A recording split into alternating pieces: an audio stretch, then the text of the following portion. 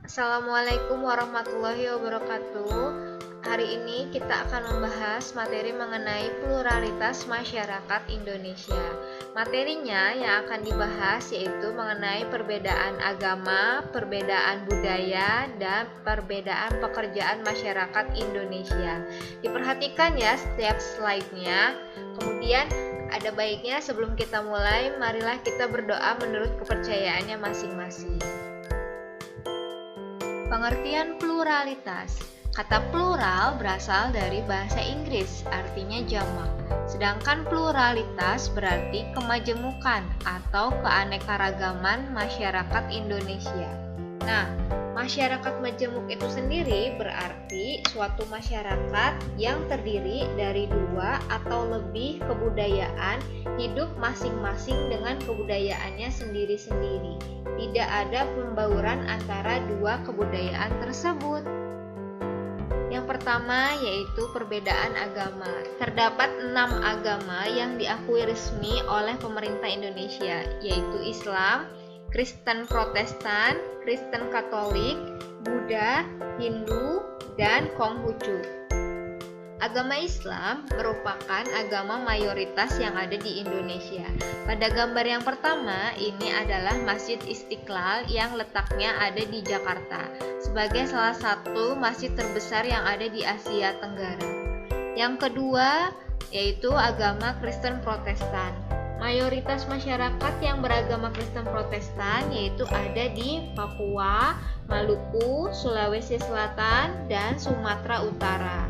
Yang ketiga, Kristen Katolik yaitu ada di Flores, Papua, dan sebagian Jawa Tengah.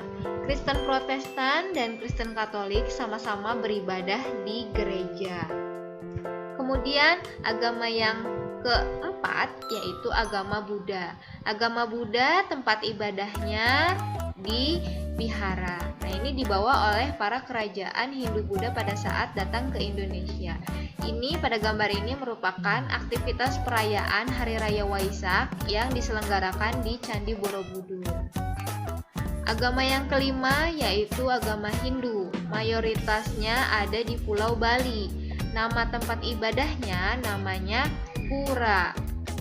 Yang terakhir yaitu agama Konghucu.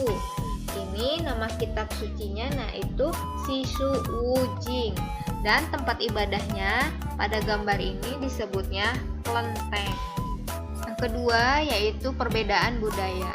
Menurut Kuncharaningrat, bahwa kebudayaan berasal dari bahasa Sanskerta, yaitu budaya, yang merupakan bentuk jamak atau banyaknya dari budi, yang artinya kekal. Sedangkan menurut Taylor, budaya adalah suatu keseluruhan yang kompleks meliputi kepercayaan, kesusilaan, seni, adat istiadat, dan yang lain-lainnya sehingga dipelajari oleh manusia. Kemudian terdapat 3 wujud budaya.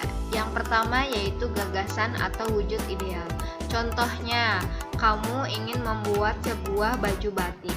Hal yang pertama yaitu otomatis kamu harus membuat pola dasar batiknya pada kain batik. Nah, ini disebut dengan gagasan. Atau kamu punya ide mau bikin baju batik, mau bikin patung, itu juga termasuk gagasan atau wujud ideal.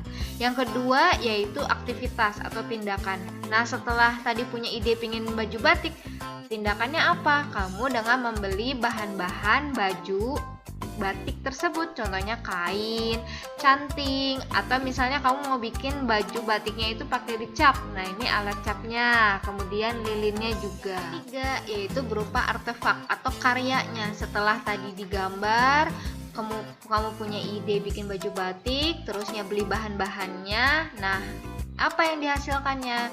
Misalnya tadi ingin mempunyai ide bikin patung, dibeli dulu bahan-bahannya. Atau tadi bikin baju batik. Nah, ini disebut dengan karya atau artefaknya.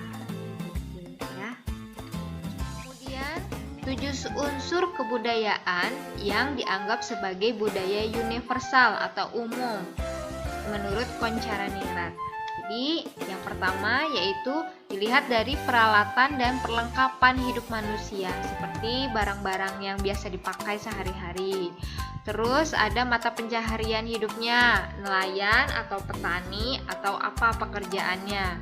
Kemudian yang ketiga, sistem kemasyarakatan, misalnya kekerabatan. Misalnya dilihat dari namanya punya marga, misalnya marganya dari ayah atau dari ibu. Kemudian yang keempat tentu saja bahasa. Indonesia dengan berbagai macam pulau pasti berbeda-beda bahasanya. Dan apalagi keseniannya juga pasti berbeda setiap daerahnya. Kemudian yang keenam yaitu sistem pengetahuan atau ilmu pengetahuan yang ada di daerah masing-masing. Yang ketujuh tentu saja religi atau agama. Nah, ini disebut dengan 7 unsur kebudayaan yang dianggap sebagai budaya yang umum menurut Koncaraningrat. Tugas untuk pembelajaran hari ini yaitu kalian tuliskan kesimpulan dari video pembelajaran ini dan dikirimkan tugasnya ke Google Classroom. Ibu ucapkan sampai sini materinya. Wassalamualaikum warahmatullahi wabarakatuh.